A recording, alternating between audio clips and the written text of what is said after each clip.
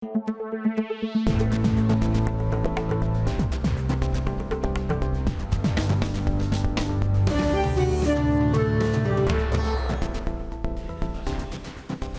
জনপদে স্বাগত জানাচ্ছি আমি শরীফ রওশন। সড়ক বিভাগের উচ্ছেদের প্রতিবাদে উত্তরবঙ্গের সব পেট্রোল পাম্পে অনির্দিষ্টকালের জন্য ধর্মঘট করছে। উত্তরবঙ্গের 16 জেলায় তেল পরিবহন বিক্রিও বন্ধ রয়েছে।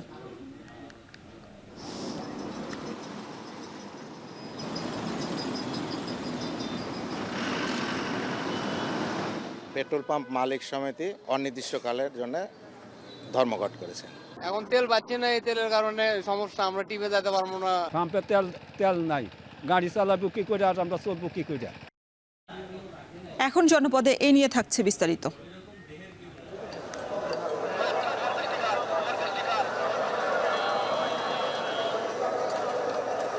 আল্লাহ তাআলার ইবাদত বন্দেগী বেশি বেশি করতে পারে সেটার জন্য দোয়া করব। এই জামায়াতের একজনের উসিলায় আল্লাহ পাক যেন আমাদের সকলকে, আমি আপনি আমরা যারা আছি, আমাদের সকলকে যেন আল্লাহ পাক শান্তির ফয়সালা করে দেন।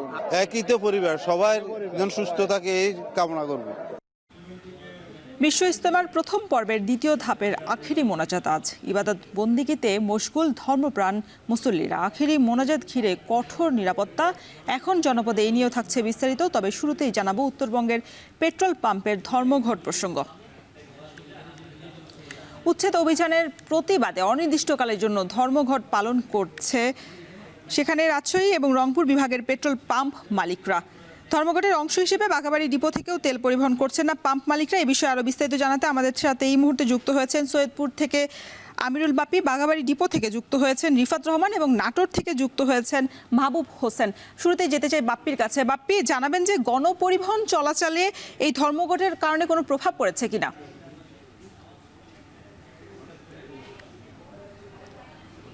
রোশন, এখনো পর্যন্ত যেসব গণপরিবহন আছে, বিশেষ করে যাত্রীবাহী বাস, আন্তঃজেলা যেসব বাস আছে সেগুলো আমরা চলতে দেখছি। কিন্তু আমি কিছুক্ষণ আগে কথা বলেছি যে এই বাসগুলো যেগুলো চলছে সেগুলো গতকাল রাতে তাদের জ্বালানি তেল নিয়েছে। তো এর মধ্যে যেসব বাসের জ্বালানি তেল শেষ হয়ে যাবে তারা সেই বাসগুলো কিন্তু সাথে সাথেই স্টপ হয়ে যাবে বলে আমরা আশঙ্কা করছি এবং এটা পরিবহন সংশ্লিষ্টরা আশঙ্কা করছেন এবং তারা বলছেন যে খুব দ্রুত একদম গণপরিবহন বন্ধ হয়ে যাওয়ারও একটা আশঙ্কা দেখা দিয়েছে। এছাড়া আমরা দেখেছি যে বিভিন্ন দূরপাল্লার যেসব যানবাহন বিভিন্ন তেলের পাম্প থেকে তেল নিয়ে থাকেন তারাও সেই তেলগুলো না পেয়ে ফিরে যাচ্ছেন। বিশেষ করে যেসব পণ্যবাহী ট্রাক আছে আমি দেখেছি সকাল থেকেই যে তারা হয়তো বিভিন্ন প্রান্তে যাওয়ার জন্য রওনা দিয়েছিলেন, কিন্তু তেল নিতে এসে দেখেন যে তেল নেই, যার কারণে তারা সেখান থেকে আর যেতে পারেননি। তারা আশেপাশেই কোথাও পার্কিং করে রেখে দিয়েছেন তাদের ট্রাকগুলো। এই মুহূর্তে আমি সবথেকে বেশি ভোগান্তি দেখতে পাচ্ছি মোটরসাইকেল চালক এবং ছোট যেসব গাড়ি অর্থাৎ ব্যক্তিগত যেসব যানবাহন গাড়িগুলো আছে সেই গাড়িগুলো ফিরে যাচ্ছে বারবার তারা তেলের খোঁজ না করে। এবং যতটুকু আমি খবর পেয়েছি যে সাধারণত দেখা যায় যে তেলের পাম্পের বাহিরেও খুচরাভাবে কিছু জায়গায় তেল বিক্রি করে, তো সেই জায়গায়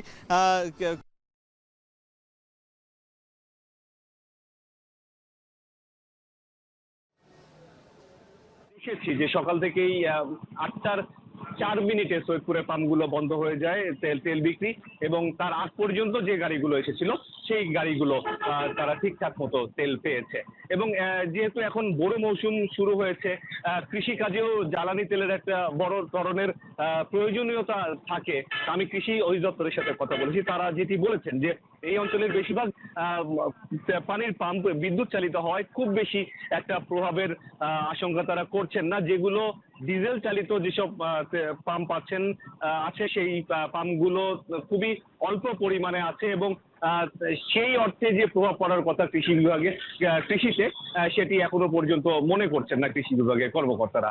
কিন্তু আমরা দেখেছি বিশেষ করে এখন যে পণ্যবাহী যেসব ট্রাক এবং ব্যক্তিগত যেসব যানবাহন আছে, মোটরসাইকেল, প্রাইভেট কার, এই সমস্ত পরিবহনগুলো বেশি ভোগান্তির মধ্যে পড়েছে। আমরা সকাল 8টার আগে থেকেই আমরা এই পাম্পগুলোতে ঘুরছি এবং তাই দেখছি এখন পর্যন্ত। এবং এই যে তেলের পাম্পের যারা কর্মচারী আছেন তাদের আসলে জবাবদিহিতার যে জায়গাটা, সেই জায়গাটায় তারা একটু অসুবিধার মুখে পড়ছেন, কারণ তারা নিজেরাও আসলে বিষয়টি পরিষ্কার না যে কেন এই ধর্মঘটটি হয়েছে, শুধুমাত্র তাদের। এবার একটু সিরাজগঞ্জের পরিস্থিতি জানতে চাই।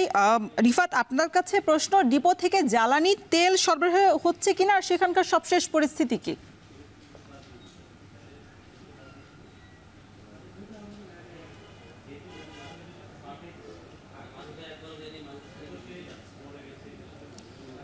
রওশন যেটি বলছিলেন যে আসলে নওগাঁয় যে উচ্ছেদ অভিযান পরিচালনা করে সড়ক ও জনপথ বিভাগ, এর প্রতিবাদে যে রাজশাহী এবং রংপুর বিভাগের যারা পেট্রোল পাম্প ওনার্স অ্যাসোসিয়েশন রয়েছে এবং ডিলার ডিস্ট্রিবিউটর রয়েছেন, তারা কিন্তু সকাল থেকে এই ধর্মঘট কিন্তু পালন করছেন। এবং পাশাপাশি উত্তরবঙ্গের যে অয়েল ডিপোটি রয়েছে, অয়েল ডিপোর যারা ট্যাঙ্কলরি শ্রমিক ইউনিয়ন রয়েছে, উত্তরবঙ্গ ট্যাঙ্কলরি শ্রমিক ইউনিয়ন, তারাও কিন্তু এই ধর্মঘটের সাথে একত্রতা প্রকাশ করে কিন্তু তারাও সকাল থেকে এই ধর্মঘট পালন করছে। এতে করে কিন্তু উত্তরবঙ্গের যে একমাত্র এই অয়েল ডিপোটি রয়েছে, এই এলাকা কিন্তু একদমই স্থবির হয়ে পড়েছে। কারণ সকাল 8টা থেকেই কিন্তু উত্তরবঙ্গের 16 জেলায় তেল সরবরাহ বন্ধ রয়েছে। পাশাপাশি এই বাঘাবাড়ির যে অয়েল ডিপোটি রয়েছে, এই অয়েল ডিপোর পদ্মা, মেঘনা এবং যমুনা, এই 3টি অয়েল ডিপো থেকেই কিন্তু তেল উত্তোলনও বন্ধ রাখা হয়েছে।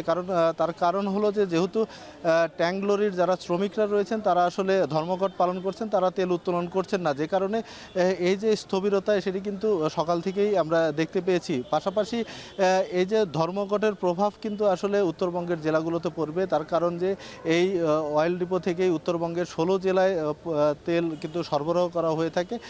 সেটি যেহেতু বন্ধ রয়েছে, এখন প্রভাব না পড়লেও বেলা গড়ার সাথে সাথে কিন্তু এটার প্রভাব পড়বে। তার কারণ যে সিরাজগঞ্জের যে পেট্রোল পাম্পগুলো রয়েছে সেগুলোও কিন্তু সকাল 8টা থেকে তেল বিপণনও কিন্তু বন্ধ রেখেছেন, যে কারণে যারা আসলে পরিবহন সংশ্লিষ্টরা রয়েছেন, বিশেষ করে দূরপাল্লার পরিবহন যারা চালান, তারা কিন্তু আসলে ভোগান্তিতে পড়ছেন। তারা পেট্রোল পাম্পে যাচ্ছেন, যে কিন্তু আসলে তারা জ্বালানি তেল পাচ্ছেন না, যে কারণে তারা কিন্তু আসলে যে রুটে তারা চলাচল করে তারা কিন্তু চলাচল করতে পারছে না। তবে আমি এখানকার যারা পেট্রোল পাম্প ওনার্স অ্যাসোসিয়েশনের নেতৃবৃন্দ রয়েছেন তাদের সাথে কথা বলেছি। তারা আসলে যেটি জানিয়েছেন যে হঠাৎ করেই যে নওগাঁয় এই উচ্ছেদ অভিযানটি পরিচালনা করা হয়, এতে করে তারা আসলে ক্ষতিগ্রস্ত হয়েছেন। তাদেরকে বারবার আশ্বাস দেওয়া হয়েছে যে আসলে এটা সুরাহা করা হবে, কিন্তু এখন পর্যন্ত সুরাহা না করায় তারা কিন্তু এই ধর্মঘট অব্যাহত রয়েছে। তো আমরা এখন চলে যাব নাটোরে, সেখানে আমাদের সহকর্মী মাহবুব রয়েছেন, তিনি জানাবেন যে এই তেল বিপণনের বন্ধ থাকার কারণে বড় আবাদে কোনো ব্যাঘাত হবে কিনা। জি রিফাত, আপনি যেমনটি বলছিলেন, আপনি জানেন যে উত্তরের শস্য ভাণ্ডার খ্যাত নাটোরের বেশ চলন বিল এবং হালতি বিল রয়েছে। আমি এই মুহূর্তে রয়েছি নাটোরের শহরতলির তেবাড়িয়া বিলে। এই বিলে দেখতে পাচ্ছেন যে যারা কৃষকরা রয়েছেন তারা কিন্তু বোরো চাষ শুরু করেছেন এবং তারা বোরো ধান রোপণ করছেন। স্থানীয় কৃষি বিভাগ যেটি জানিয়েছে যে এই মৌসুমে প্রায় 40,000 ডিজেল চালিত যে সেচ পাম্পগুলো রয়েছে, এটি কিন্তু এই ডিজেল নির্ভর, যার কারণে এই যে ধর্মঘট শুরু হয়েছে, এটি কিন্তু একটি এখানকার যে বোরো চাষের উপরে একটি প্রভাব পড়বে বলে কৃষি বিভাগ আমাদেরকে জানিয়েছেন। আপনাকে আরেকটু জানিয়ে রাখি যে এই তেল পাম্পগুলো থেকে যারা ক্ষুদ্র তেল ব্যবসায়ীরা রয়েছেন তারা কিন্তু সকালে এসে তেল নিয়ে যান এবং বিভিন্ন তেল কিনে তারা সেচ দেন। অর্থাৎ এই তেল না পাওয়ার কারণে কিন্তু সেসব ক্ষুদ্র চাষিরা তারা সেভাবে সেচ দিতে পারছে না বলে আমাদেরকে এমনকি জানিয়েছেন। এবং এই বিলেও কিন্তু আমরা সেটি দেখতে পেয়েছি এবং এখানকার যারা কৃষক রয়েছে তারা আমাদেরকে জানিয়েছেন যে আজকে সকালে তারা কিছুটা তেল পেলেও হয়তো বেলা গড়ার সাথে সাথে কিন্তু সেই তেলটা শেষ হয়ে যাচ্ছে। অর্থাৎ এই যে সেচ কাজ এবং যে হাল চাষ হচ্ছে, এটি কিন্তু হয়তো আর কিছুক্ষণ পরে তারা যে তেল শেষ হওয়ার পরে কিন্তু সেটি তারা আর করতে পারবে না বলে আমাদেরকে এমনকি জানিয়েছেন। এছাড়া নাটোরে কিন্তু রবি শস্য মৌসুম চলছে, যেমন রসুন, পেঁয়াজ সহ অন্যান্য যে ফসল রয়েছে সে ফসলগুলোতে কিন্তু ঘন ঘন সেচ দিতে হয়। সে কারণে কিন্তু কৃষকরা বলছে যে এই তেলের না পাওয়ার কারণে কিন্তু সেচ ব্যবস্থা কিন্তু তাদেরকে ব্যাহত হতে পারে বলে তারা আমাদেরকে এমনকি জানিয়েছেন। তবে তারা যেটি জানিয়েছেন যে একটি জেলার সমস্যা, সেই জেলার কারণে কিন্তু আরো যে 15টি জেলার কৃষকরা তারা এই ভোগান্তির মধ্যে কেন পড়বে, তারা এমনটি কথা কিন্তু বলছেন। তারা যেটি বলছেন কৃষকরা যে দ্রুত যেন এই সমস্যার সমাধান হয়, না হলে কৃষির উপরে যে উত্তরাঞ্চলের যে প্রভাব সেটি কিন্তু ধীরে ধীরে পড়তে শুরু করবে বলে তারা আমাদেরকে এমনটি জানিয়েছেন। তো রওশন, এই ছিল তেল পাম্পের ধর্মঘট নিয়ে উত্তরের জেলা নাটোরের যে কৃষিতে প্রভাব এর সর্বশেষ তথ্য। সড়ক বিভাগের উচ্ছেদ অভিযানের প্রতিবাদে অনির্দিষ্টকালের জন্য উত্তরবঙ্গের পেট্রোল পাম্প মালিকরা ধর্মঘট পালন করছিলেন। সে বিষয়ে বিস্তারিত জানাতে যুক্ত ছিলেন সহকর্মীরা। এদিকে চট্টগ্রামে চালককে মারধরের প্রতিবাদে রাতভর বিক্ষোভ করেছেন বন্দরের পণ্য পরিবহনে জড়িত প্রাইম মুভার চালক শ্রমিকরা। মঙ্গলবার সন্ধ্যায় চট্টগ্রামের ডিসি পার্কে কথা কাটাকাটির পর এক চালককে মারধরের জেরে দুই পক্ষের সংঘর্ষ হয়, আহত হন বেশ কয়েকজন। প্রতিবাদে রাতেই চট্টগ্রাম বন্দরের সিপিআর গেটের সামনে অবস্থান নেন চালক শ্রমিকরা। বন্ধ থাকে বন্দরের পণ্য পরিবহনও। বিস্তারিত প্রতিবেদনে। 25 থেকে 30 জনের একটি দল লাঠিসোঁটা হাতে এভাবে আক্রমণ করে চট্টগ্রামের ফৌজদারহাটের ডিসি পার্কে। এক পর্যায়ে ফটক ভেঙে ভেতরে ঢুকেও চলে তাণ্ডব। ভাঙচুর করা হয় ফুলের টব, দোকানপাট। পরে পাল্টা ধাওয়া করে পার্কের কর্মীরাও। দুই পক্ষের সংঘর্ষে আহত হন বেশ কয়েকজন। প্রধান ফটকের টিকিট কাউন্টারও ভাঙচুর করা হয়। লরি চালককে মারধরের ঘটনাকে কেন্দ্র করে এই সংঘর্ষ বলে জানা যায়। কথা কাটাকাটির জেরে এক লরি চালককে মারধর করেন পার্কের কর্মীরা। পরে চালকরাও সংগঠিত হয়ে চালান পাল্টা আক্রমণ।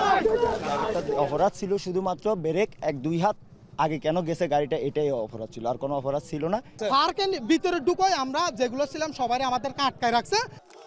এদিকে এই ঘটনার জেরে চট্টগ্রাম কাস্টমস সংলগ্ন বন্দরের সিপিআর গেটের সামনে অবস্থান নিয়ে বিক্ষোভ করে প্রাইম মুভার চালকরা। মূল সড়কে যান চলাচল বন্ধ করে দেন তারা। চালকদের মারধরকারীদের গ্রেপ্তার ও পার্কের ফুল উৎসব বন্ধের দাবি জানান তারা। যারা আমাদের ভাইদেরকে অতর্কিতভাবে কিরিচ নিয়ে হেলমেট পরে আসছে, হেলমেট বাহিনী, এই বাহিনী সর্বোচ্চ তাদের শাস্তি চাই, এমনকি আমাদের এই টিসিফার বন্ধ চাই।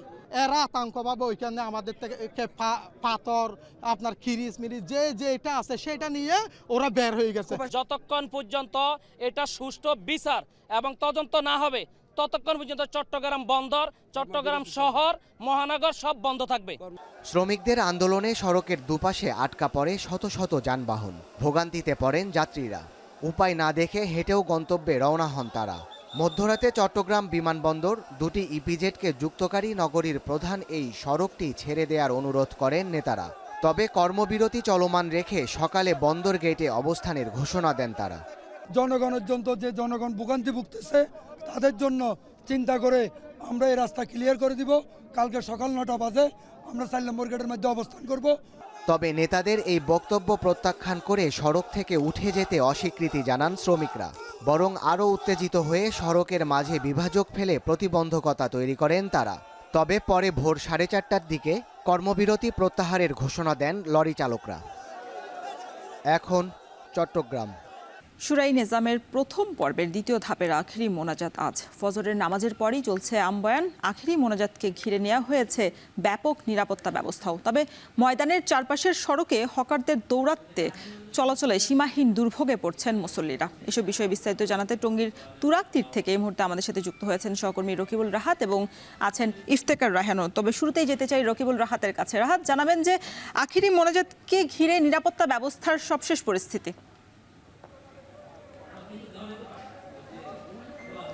রওশন, ইতিমধ্যেই কিন্তু আমরা দেখছি যে আখেরি মোনাজাতকে ঘিরে নিরাপত্তা ব্যবস্থা নেওয়া হয়েছে। পুলিশের টহল টিম রয়েছে মূল সড়কে। এছাড়া কিন্তু এই যে টঙ্গীর তীরে এই ইজতেমা যে ময়দান, সেই ইজতেমা ময়দানের চারিদিকেও কিন্তু আমরা দেখছি যে নিরাপত্তা বাহিনীর সদস্যরা রয়েছেন এবং এখানে যারা মুসল্লিরা রয়েছেন তারা মূলত বলছেন যে এখানে অনেকেই এসেছেন অসৎ উদ্দেশ্যে, যাদের মধ্যে কিন্তু কয়েকজনকে আমরা দেখেছি যে যারা মোবাইল চুরি এবং অন্যান্য জিনিসপত্র চুরির অভিযোগে কিন্তু বেশ কয়েকজনকে পুলিশের হাতেও সোপর্দ করা হয়েছে।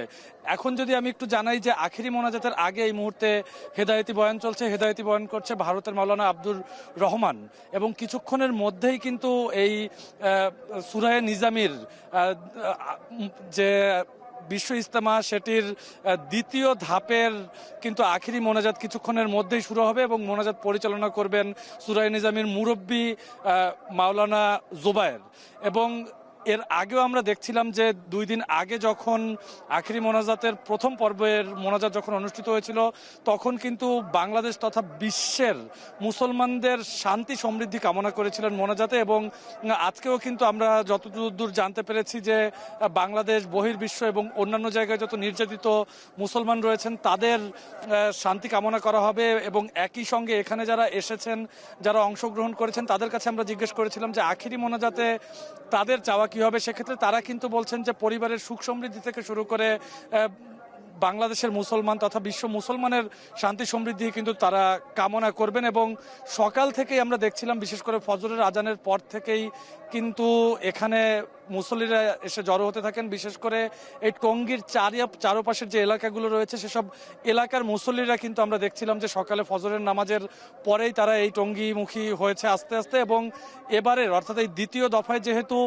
22টি জেলার মুসল্লিরা এই ইজতেমার ময়দানে অংশগ্রহণ করেছেন, সেক্ষেত্রে কিন্তু তাদের জন্য আমরা দেখছি যে খিত্তায় খিত্তায় তারা বসে তারা এই যে নানান রকম বয়ান রয়েছে সেসব বয়ান তারা মূলত শুনছেন। এবং কিছুক্ষণ পরেই যেহেতু আখেরি মোনাজাত শুরু হবে, সেক্ষেত্রে তারা মোনাজাতে অংশগ্রহণ করবেন কিছুক্ষণের মধ্যেই।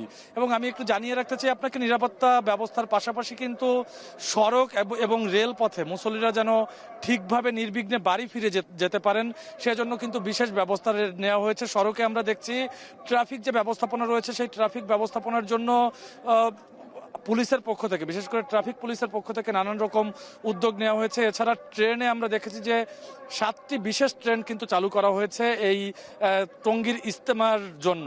এবং একই সঙ্গে আমি জানিয়ে রাখতে চাই যে বিশেষ করে কয়েকটি ট্রেন, মোট 7টি ট্রেন বাদে বাকি যে ট্রেনগুলো রয়েছে অর্থাৎ আন্তনগর এবং লোকাল যে ট্রেনগুলো রয়েছে সেসব আন্তনগর এবং লোকাল ট্রেনকে কিন্তু বলা হয়েছে যে টঙ্গী যে স্টেশন রয়েছে সেই টঙ্গী স্টেশনে যেন তারা থেমে তারপর যেন তারা নির্দিষ্ট গন্তব্য অভিমুখে তারা রওনা হয়। এবং সেজন্য যে ব্যবস্থা রয়েছে সেসব ব্যবস্থাও কিন্তু ইতোমধ্যেই নেওয়া হয়েছে বলে আমরা দেখেছি। এবং ইতোমধ্যে যেহেতু আর মাত্র ঘন্টাখানিক পরেই আখেরি মোনাজাত শুরু হবে, সেক্ষেত্রে আমরা দেখছি যে এই মূল যে ময়দান রয়েছে, মূল ময়দানের বাইরেও কিন্তু আশেপাশের যে এলাকা রয়েছে সেসব আশেপাশের এলাকাগুলো, বিশেষ করে সড়ক যেগুলো রয়েছে সেসব সড়কেও কিন্তু কিছু কিছু মুসল্লি এসে ভিড় করছেন। এবং তারা সেখানে অনেকে পেপার বা অন্যান্য যে আসবাবপত্র রয়েছে সেগুলো নিয়ে কিন্তু তারা মূলত সেখানে বসেই এই আখেরি মোনাজাতে অংশগ্রহণ করার জন্য কিন্তু তারা ইতোমধ্যেই সেখানে এসে বসেছেন। এবং এই যে মূল ময়দান রয়েছে, মূল ময়দানের ভেতরে কিন্তু আমরা দেখছি যে মানুষে পরিপূর্ণ।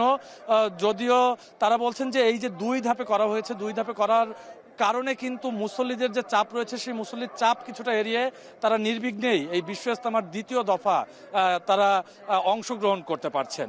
রওশন, এই ছিল টঙ্গী তীর থেকে আমার কাছে সবশেষ। ইজতেমা ময়দানে আমাদের আরেক সহকর্মী আছেন ইফতেখার রায়হান। রায়হান, আপনি তো সকাল থেকেই ছিলেন ময়দানে। হকার এবং যান চলাচল নিয়ন্ত্রণে আইন শৃঙ্খলা বাহিনীর তৎপরতা কেমন দেখছেন?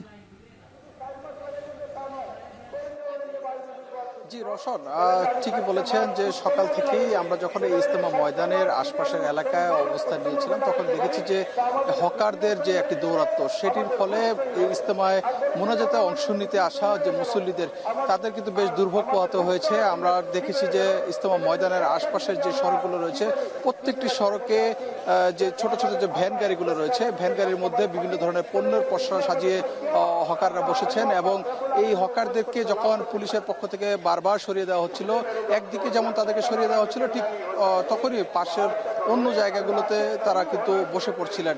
অর্থাৎ হকারদের সাথে পুলিশের একটি কিন্তু যেই কানামাছি খেলার মতো আমরা দেখেছি যে একদিকে উচ্ছেদ আবার অন্যদিকে হকারদের বসে যাচ্ছিলেন।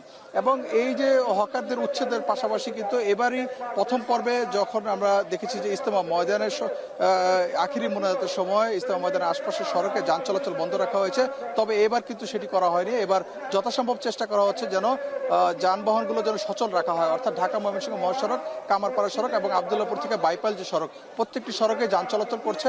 এবং এর ফলে আমরা দেখেছি যে গতবারের প্রথম পর্বের তুলনায় এই পর্বে কিছুটা লোক সমাগম কম হলেও এবারও কিন্তু মুসল্লিদের সমাগম অনেকটাই হয়েছে। তারপরও এখন পর্যন্ত যান চলাচল করছে এবং এই যান চলাচলটি স্বাভাবিক রাখা হয়েছে যেন মুসল্লিরা যেন ইজতেমা ময়দানে ঠিকমতো আসতে পারেন এবং আখিরি মোনাজাতে অংশ নিতে পারেন। এবং জিএমপির পক্ষ থেকে কিন্তু বলা হয়েছে যেন কোনো মুসল্লি যেন ময়দানের যেন অবস্থান না নেন, ময়দানের বাইরে যেন অবস্থান নেন, যথাসম্ভব তারা চেষ্টা করেন যে ইজতেমা ময়দানের ভিতরে গিয়ে আখিরি মোনাজাত। এবং এই ইজতেমা ময়দানের আখিরি মোনাজাত আর কিছুক্ষণ পর শুরু হবে এবং আখিরি মোনাজাতের পরে কিন্তু মুসল্লিদের নির্বিঘ্নে যখন বাড়ি ফিরবেন তখন কিন্তু বাস স্টেশনগুলোতে পর্যাপ্ত নিরাপত্তা ব্যবস্থা রাখা হয়েছে এবং পাশাপাশি রেলওয়ের পক্ষ থেকে কিন্তু আমরা দেখেছি যে প্রায় 9টি স্পেশাল ট্রেন সার্ভিসের ব্যবস্থা রাখা হয়েছে। পাশাপাশি আন্তনগর কমিউটার এবং লোকাল ট্রেনগুলো কিন্তু প্রস্তুত রাখা হয়েছে। তো এই সবকিছু মিলে এই ছিল আমার কাছে ইজতেমা ময়দান থেকে সবশেষ তথ্য। রোশন। অবৈধ পথে ইতালি যাত্রাকালে ভূমধ্যসাগরে নৌকা ডুবিতে লিবিয়ার উপকূলে উদ্ধারকৃত 23 বাংলাদেশির মধ্যে মাদারীপুরের 13 জন এবং গোপালগঞ্জের 4 জনের পরিচয় নিশ্চিত করেছে স্বজনরা। পরিবারগুলোতে চলছে শোকের মাতম। এমন ঘটনায় দালালদের দৃষ্টান্তমূলক শাস্তি দাবি করেছেন স্বজনরা। অবৈধভাবে ইতালি যাওয়া বন্ধে হয়েছে সচেতনতামূলক সভাও। সজীব খানের ছবিতে কাজী মনিরুজ্জামানের প্রতিবেদন।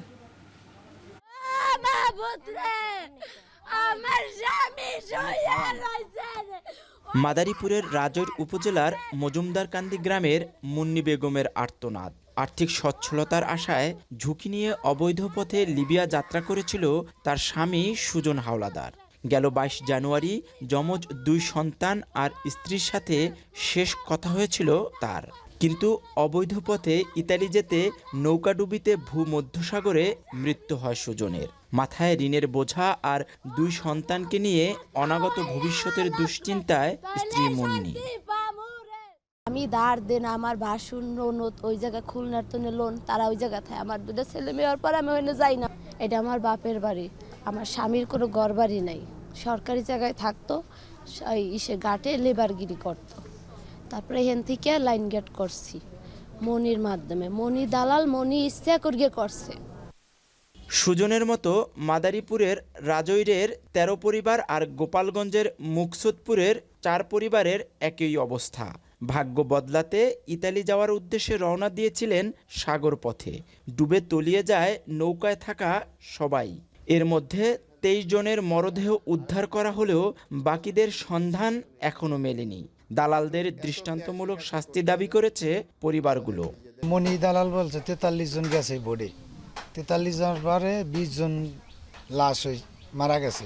দালাল কইতেছে ও মেডিকেলে আছে, হাসপাতালে আছে, কিন্তু কোনো সন্ধান পাইতেছি না আমরা।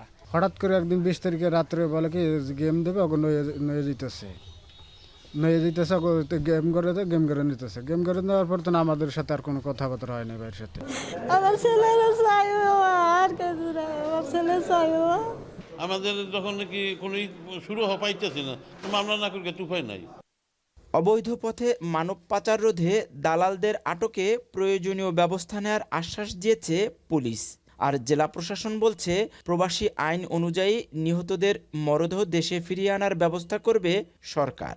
আমরা 4 জনকে আসলে ইতিমধ্যে পেয়েছি যারা আসলে মারা গিয়েছেন, তাদের পরিবার জানে। বাকি যে 6 জনের বিষয়টা, সেই বিষয়টা সে তাদের পরিবারও নিশ্চিত করতে পারেনি এবং আমরা আসলে স্থানীয়ভাবে নিশ্চিত হতে পারিনি। ওনারা যখনই মামলা করতে চাবেন মামলা করতে পারবেন। এটাতে আমাদের কোনো আইনগত কোনো বিধিনিষেধও নেই বা আমাদের পক্ষ থেকে কোনো বাধা নেই, বরং আমরা সহায়তা করব যাতে এই ভিকটিম লোকগুলা বিচার, যে তাদের যে প্রত্যাশিত বিচার সেটা যাতে পায়। প্রবাসী অধ্যুষিত মাদারীপুরের রাজৈরে অবৈধ পথে দিন দিন ইতালি যাওয়ার প্রবণতা বাড়ছে। অবৈধ পথে ইতালি যাওয়া ঠেকাতে স্থানীয়দের নিয়ে সচেতনতামূলক সভা করেছে স্থানীয় প্রশাসন। কাজী মনিরুজ্জামান, এখন মাদারীপুর। তথ্য সংগ্রহের পর শুরু হয়েছে ভোটার নিবন্ধন কার্যক্রম। নিবন্ধন কেন্দ্রে নেওয়া হচ্ছে নতুন ভোটারদের ছবি এবং আঙ্গুলের ছাপ। এ বিষয়ে আরও বিস্তারিত জানাতে ময়মনসিংহের মুক্তাগাছায় RK সরকারি মডেল উচ্চ বিদ্যালয়ে ভোটার নিবন্ধন কেন্দ্র থেকে যুক্ত হচ্ছেন সহকর্মী হারুনুর রশিদ। হারুন, জানাবেন যে নিবন্ধন কেন্দ্রগুলোতে ভোটারদের ভিড় রয়েছে কিনা, আর ছবি এবং বায়োমেট্রিক করাতে গিয়ে নতুন ভোটারদের কোনো ভোগান্তিতে পড়তে হয়েছে কিনা? রোশন, তথ্য সংগ্রহের পর ভোটার নিবন্ধন কার্যক্রম শুরু হয়েছে এবং আমরা দেখেছি যে আজকে ময়মনসিংহের মুক্তাগাছা উপজেলার RK সরকারি মডেল উচ্চ বিদ্যালয়ে সকাল 9টায় ভোটার নিবন্ধন কার্যক্রমের উদ্বোধন হয়েছে এবং ময়মনসিংহের জেলা প্রশাসক এবং পুলিশ সুপার তারা কিন্তু এই ভোটার নিবন্ধন কার্যক্রমের এটি উদ্বোধন করেছেন। আমরা দেখেছি যে বেলুন উড়িয়ে উদ্বোধন করেছেন এবং এই উদ্বোধনের আগে থেকেই আমরা যেটি দেখছি সেটি হচ্ছে যে নিবন্ধন কেন্দ্র রয়েছে এর বাইরে কিন্তু দীর্ঘ লাইন রয়েছে নারী এবং পুরুষদের। বিশেষ করে সকাল থেকেই কিন্তু তারা এই যারা নতুন ভোটার হবেন তারা সেই নিবন্ধন কার্যক্রম শেষ করার জন্যে এই নিবন্ধন কেন্দ্রে উপস্থিত হয়েছেন এবং এখন কিন্তু বিশেষ করে নারীদের যে লাইন, যে দীর্ঘ লাইন, অর্থাৎ নিবন্ধন কেন্দ্রের সামনে থেকে বেশ কিছু দূরে কিন্তু এই লাইন রয়েছে। যারা এখানে এসেছেন এবং যারা নতুন ভোটার হবেন তারা কিন্তু তাদের যে প্রয়োজনীয় কাগজপত্র নিয়ে লাইনে দাঁড়িয়ে তারা যে ভোটার নিবন্ধন কার্যক্রম এটিতে অংশগ্রহণ করছেন। এবং আমরা দেখেছি যে সকালে যখন এই কেন্দ্রে নিবন্ধনের জন্য ভোটাররা লাইনে দাঁড়িয়েছিলেন, উদ্বোধনের পর অতিথিরা কিন্তু যারা প্রথম এসেছেন তাদেরকে ফুল দিয়ে বরণ করে নিয়েছেন, অর্থাৎ প্রত্যেককেই রজনীগন্ধা স্টিক দিয়ে বরণ করে তাদের কিন্তু যে ভোটার নিবন্ধনের যে কার্যক্রম সেটি তারা শুরু করেছেন। আমি একটু যদি বলে রাখি, তথ্য সংগ্রহের পর থেকে কিন্তু ময়মনসিংহ জেলায় ভোটার হওয়ার যোগ্য তথ্য সংগ্রহ করা হয়েছে 1,94,836 জনের এবং এর মধ্যে থেকে কিন্তু যারা মৃত্যুবরণ করেছেন তাদের একটি তালিকা সংগ্রহ করা হয়েছে এবং এই তালিকা থেকে যারা মৃত্যুবরণ করেছেন তাদেরকে কিন্তু বাদ দেওয়া হবে এবং এটি প্রায় 60,061 জনের মতো আমরা জানতে পেরেছি জেলা নির্বাচন অফিস সূত্রে, যাদেরকে এই ভোটার তালিকা থেকে বাদ দেওয়া হবে যারা মৃত্যুবরণ করেছেন। এবং জেলা নির্বাচন কর্মকর্তা তাজুল ইসলাম এখানে এসেছিলেন, তিনি আমাদেরকে জানিয়েছেন যে তথ্য সংগ্রহের পর যদি কোনো ভোটার বাদ পড়ে থাকেন, তার তথ্য সংগ্রহ হয়নি, তারা যদি এই নিবন্ধন কেন্দ্রে আসেন তাহলে তাদেরকেও কিন্তু এখানে আবার নতুন করে তালিকাতে সংযুক্ত করে তাদেরকে এখানে ভোটার তালিকায় অন্তর্ভুক্ত করা হবে। আজকে এখানে আমরা দেখতে পাচ্ছি যে RK মডেল সরকারি উচ্চ বিদ্যালয়ের যে নিবন্ধন কেন্দ্র রয়েছে এখানে 5টি বুথ রয়েছে এবং এই 5টি বুথে কিন্তু যারা এখানে আসছেন তাদের আঙ্গুলের ছাপ নেওয়া হচ্ছে, ছবি তোলা হচ্ছে এবং চোখের আইরিশ নেওয়া হচ্ছে। তো সব মিলিয়ে এই ছিল আমার কাছে ময়মনসিংহের মুক্তাগাছা থেকে সর্বশেষ।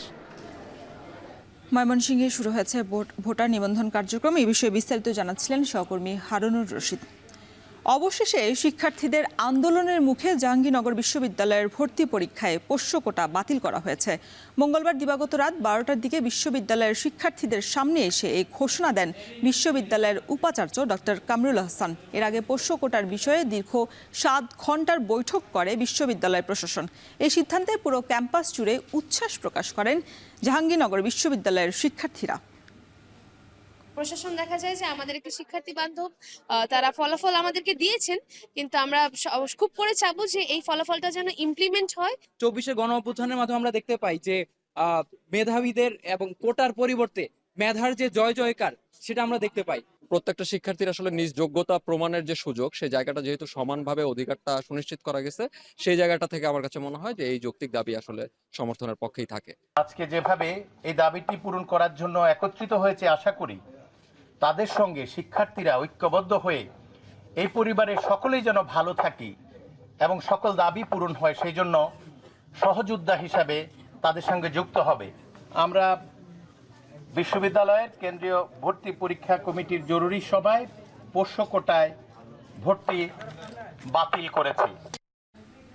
উদ্বোধনের 1.5 যুগ পরেও পুরোপুরিভাবে চালু হয়নি ময়মনসিংহ চরাঞ্চলে নির্মিত 20 শয্যার পরাণগঞ্জ হাসপাতাল। নিয়োগ দেওয়া হয়নি প্রয়োজনীয় জনবল। আউটডোর সেবা থাকলেও শুরুই হয়নি এখন পর্যন্ত ইনডোর সেবা। পরিত্যক্ত পড়ে আছে আবাসিক ভবনটিও। বিস্তারিত থাকছে প্রতিবেদনে।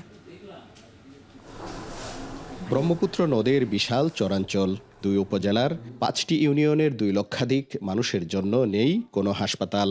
দারিদ্রতা আর রোগে শোকে কাতর চরাঞ্চলের বাসিন্দাদের স্বাস্থ্যসেবার জন্য দীর্ঘ পথ পাড়ি দিয়ে ছুটতে হয় ময়মনসিংহ মেডিকেলে। সংকট সমাধানে 2006 সালে প্রায় 4 কোটি টাকা ব্যয়ে সদরের পরাণগঞ্জে নির্মিত হয় 20 শয্যার এই হাসপাতাল। তবে যে প্রত্যাশায় হাসপাতালটি প্রতিষ্ঠিত হয়েছিল তা পূরণ হয়নি দীর্ঘ 1.5 যুগেও। বর্তমানে শুধুমাত্র আউটডোর চিকিৎসা সেবা চালু রয়েছে এখানে, নেই রোগী ভর্তির ব্যবস্থা। ওষুধপাতি আর কি দেয় হালকা পাতলা, আর বড় ধরনের চিকিৎসা নাই হাসপাতালে। বাচ্চা চুলকানি কোনো মলম পাই নাই, আর এই যে মাথার ভিতরে গা হয়েছে এগুলোরও কোনো ওষুধ নাই। যেটা দরকার এটি পাইনি আর কি, অন্য ওষুধ পাই, জ্বরের বড়ি পাই না। হাসপাতালটা চালু হইলে গরিব দুঃখী সবে এনে চালা হয়তো।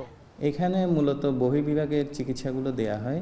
এখানে বাচ্চা, শিশু এবং নারী তিনজনকে চিকিৎসা দেওয়া হয়, এটা পুরোপুরি বহির্বিভাগে। আর সাধারণত এই যে হাঁচি, সর্দি, কাশি, জ্বর বা চর্মরোগের যে বিষয়গুলো, এগুলোর উপরেই চিকিৎসাটা দেওয়া হয়। অথচ উদ্বোধনের পরই অপারেশন থিয়েটার, শয্যা, এক্স-রে মেশিন ও জরুরি বিভাগে ব্যবহারের জন্য কোটি টাকার যন্ত্রপাতিও সরবরাহ করা হয়। প্রয়োজনীয় চিকিৎসক ও জনবল নিয়োগ না দেয়ায় রোগী ভর্তি চালু করা যায়নি। পরবর্তীতে শয্যাসহ সব যন্ত্রপাতি সরিয়ে নেওয়া হয় অন্য হাসপাতালে। চিকিৎসক, নার্স ও কর্মচারীদের আবাসিক ভবনগুলোর পরিত্যক্ত অবস্থা। একজন রোগী বেশি অসুস্থ থাকলে আমাদের ময়মনসিংহ নিয়ে যেতে হয়। এখানে যদি চালু হইতো তাহলে এখানে নিয়ে আসলে আমাদের অনেক উপকার হইতো। আমরা আসলে অঞ্চলের মানুষ ময়মনসিংহ যাতায়াত করতে পারি না, রাস্তাঘাট অসুবিধা, অনেক দূরে জার্নি করতে হয়। আমরা যে আশা আকাঙ্ক্ষা নিয়ে এটা আসলে জমি দান করেছিলাম, সেটা থেকে চর এলাকাবাসী মানে চিকিৎসা সেবা থেকে ব্যাহত হচ্ছে। উপজেলা স্বাস্থ্য কর্মকর্তা বলছেন, চিকিৎসক, নার্স নিয়োগ হলেও তৃতীয় ও চতুর্থ শ্রেণীর জনবল সংকট এবং প্রয়োজনীয় যন্ত্রপাতি ও সরঞ্জামের অভাবে ইনডোর সেবা চালু করা যাচ্ছে না। সচিব স্যার এখানে এসেছিলেন পরিদর্শনে, আমরা সেই বিষয়ে বিস্তারিত জানিয়েছি ওনাকে। উনিও বলেছেন, আমাদেরকে আশ্বাস দিয়েছেন যে এখানে জনবল নিয়োগ করা হবে এবং অচিরেই সেই সংকট সমাধান করা হবে। স্বাস্থ্য বিভাগের উদাসীনতায় সকল প্রকার অবকাঠামোগত সুযোগ সুবিধা থাকার পরেও চালু হয়নি ইনডোর কার্যক্রম। হাসপাতালটি আদৌ পুরোপুরি চালু হবে নাকি বঞ্চিতই থাকবে চরাঞ্চলের মানুষেরা, সেটি এখন বড় প্রশ্ন। হারুনুর রশিদ, এখন, ময়মনসিংহ। এশিয়ার সবথেকে উঁচু দ্বিতল স্টেশনের নাম আলমডাঙ্গা। ব্রিটিশ আমলে তৈরি করা হয় স্টেশনটি, যার সাথে জড়িয়ে আছে নীল চাষের বিভিন্ন স্মৃতি। কিন্তু যথাযথ সংস্কারের অভাবে এখন জীর্ণ দশায় পরিণত হয়েছে স্টেশনটি। চুয়াডাঙ্গা থেকে আরও জানাচ্ছেন অনিক চক্রবর্তী। দেশের রেল ইতিহাসে বর্তমান চুয়াডাঙ্গার দর্শনা হতে কুষ্টিয়া পর্যন্ত প্রথম রেল চলাচল শুরু হয়। এর মধ্যে অন্যতম ঐতিহ্যবাহী আলমডাঙ্গা স্টেশন। আলমডাঙ্গার দোতলা স্টেশনটি মূলত ব্যবহার হতো ইংরেজ আমলে নীলকুঠি হিসেবে। ভবনের নিচতলায় নির্যাতন করা হতো নীল চাষিদের। তবে রক্ষণাবেক্ষণের অভাবে খসে পড়ছে দেয়ালের প্লাস্টার, সাথে ভবনে দেখা দিয়েছে ফাটলও। দীর্ঘ সময় কেটে গেলেও স্টেশনটিতে লাগেনি কোনো আধুনিকতার ছোঁয়া। মূল ভবনের সিঁড়িতে পর্যাপ্ত আলোর অভাবে ভোগান্তিতে পড়তে হয় যাত্রীদের। স্টেশনে যাত্রী ছাউনি ও বিশ্রামাগার নষ্ট হয়েছে অনেক আগেই। গত 17 বছরে আমাদের এই রেল স্টেশনে কোনো রকম কাজ হয়নি।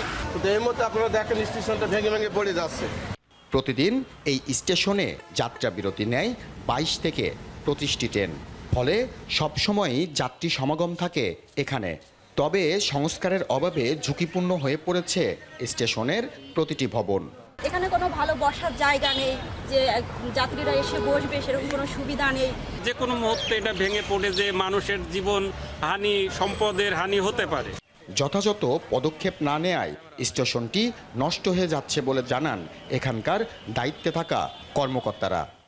নিচতলায় যে বিল্ডিং রুমগুলো আছে এবং বিল্ডিংগুলো আছে সেগুলো অনেকটা পরিত্যক্ত, অনেকটা বলতে টোটালি পরিত্যক্ত। আলমডাঙ্গা স্টেশনের পুরনো ঐতিহ্য অক্ষুণ্ণ রেখেই এর আধুনিকায়ন চান আলমডাঙ্গাবাসী। অনিক চক্রবর্তী, এখন, চুয়াডাঙ্গা। মানিকগঞ্জ জেলা সরকারি গণগ্রন্থাগার নানা সংকটে জর্জরিত। অবকাঠামোগত সমস্যা, জনবল সংকট এবং অবস্থানগত দুর্বলতা সহ এই গুরুত্বপূর্ণ প্রতিষ্ঠানের কার্যক্রম মারাত্মকভাবে ব্যাহত করছে।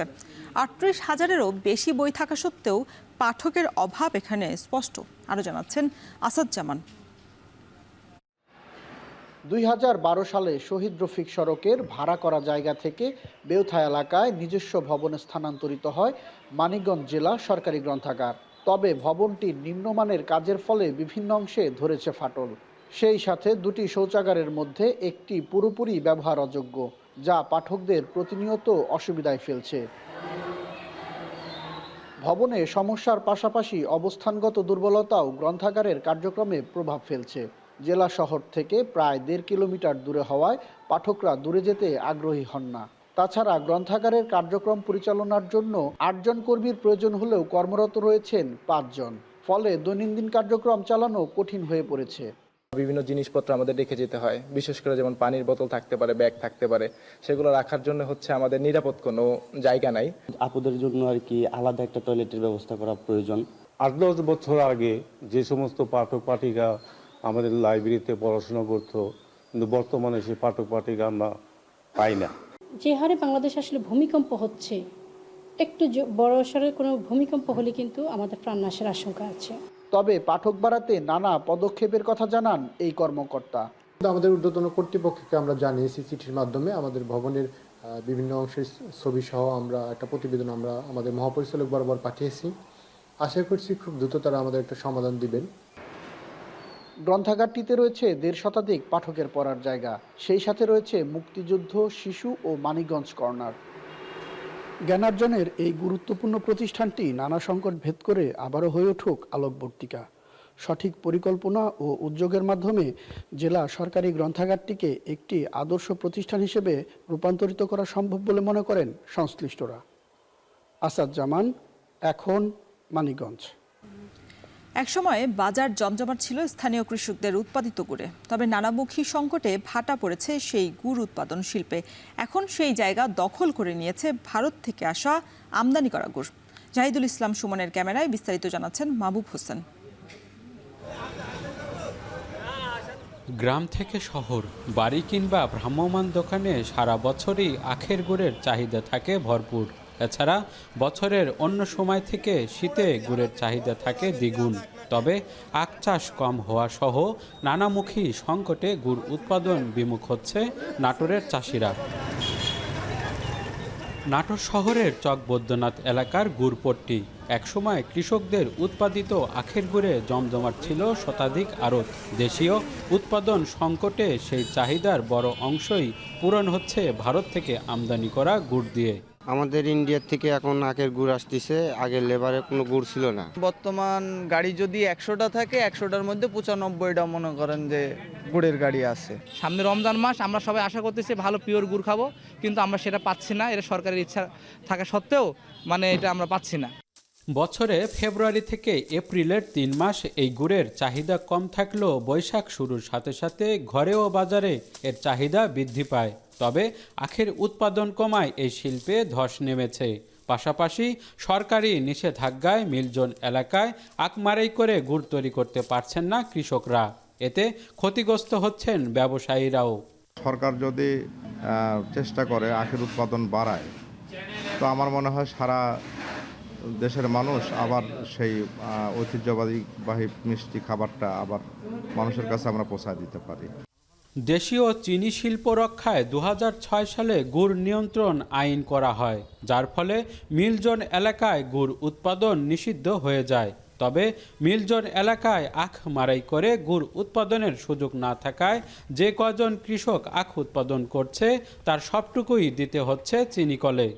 আমরা চাই না সুগার মিল বন্ধ হয়ে যাক, সুগার মিল চলুক, কিন্তু আপনি যদি আখ চাষে কৃষককে উৎসাহিত না করেন তাহলে তো আপনার সুগার মিল চালানোর জন্য আখ পাবেন না।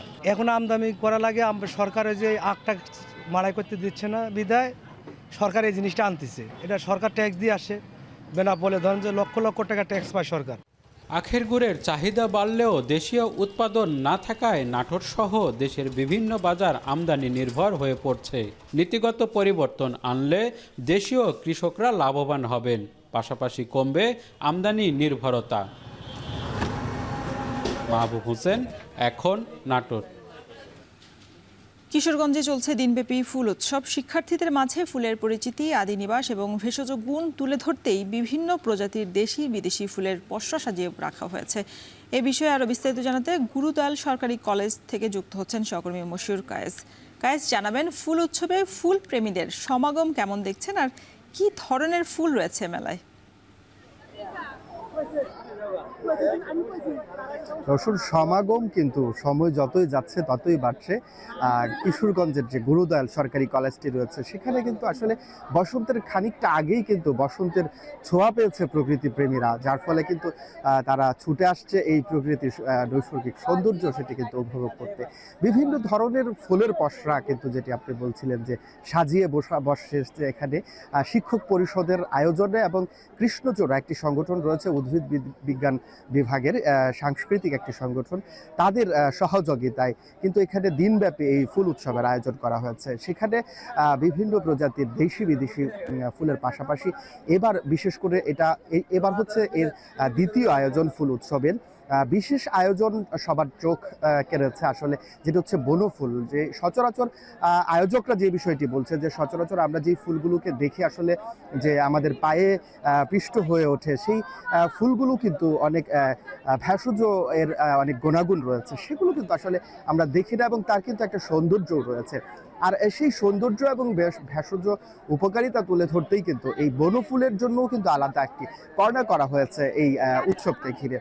এছাড়া যদি বলি যে এখানকার যে আয়োজকরা যারা আছেন তারা যে বিষয়টি বলছেন যে দিনব্যাপী এই আয়োজনে কিন্তু তারা ব্যাপক সাড়া পাচ্ছেন এবং আমরাও সকাল থেকে যে বিষয়টি লক্ষ্য করছি যে শিক্ষার্থী ছাড়াও কিন্তু বাইরের থেকেও কিন্তু প্রকৃতিপ্রেমীরা আসছেন এবং এই ফুলের সৌন্দর্য কিন্তু তারা উপভোগ করছেন। এবং সেই সাথে তারা যে বিষয়টি বলছেন দর্শনার্থীরা যে এখানে প্রতিটা ফুলের নতুন নতুন ফুলের সাথে তারা পরিচয় হতে পারছেন। এখানে 1.5 শতাধিক আসলে প্রজাতির ফুল কিন্তু এখানে স্থান পেয়েছে এবং সেখানে তাদের নাম এবং আদি নিবাস সহ তাদের ভেষজ গুণাগুণ কিন্তু এখানে তুলে ধরা হয়েছে। তো এই ছিল রোশন আমার কাছ থেকে গুরুদয়াল উৎসব প্রাঙ্গণ থেকে ফুল উৎসবের সর্বশেষ তথ্য। কিশোরগঞ্জে দিনব্যাপী ফুল উৎসবের খবর জানাচ্ছিলেন সহকর্মী মশিউর কায়েজ। এই ছিল এখন জনপদের আয়োজনে। এখন টেলিভিশন ওয়েবসাইটে দেখতে ভিজিট করুন www.এখন.tv। এছাড়া ফেসবুকে দেখতে ভিজিট করুন facebook.com/tv.এখন এবং ইউটিউবে দেখতে ভিজিট করুন youtube.com/c/echontv।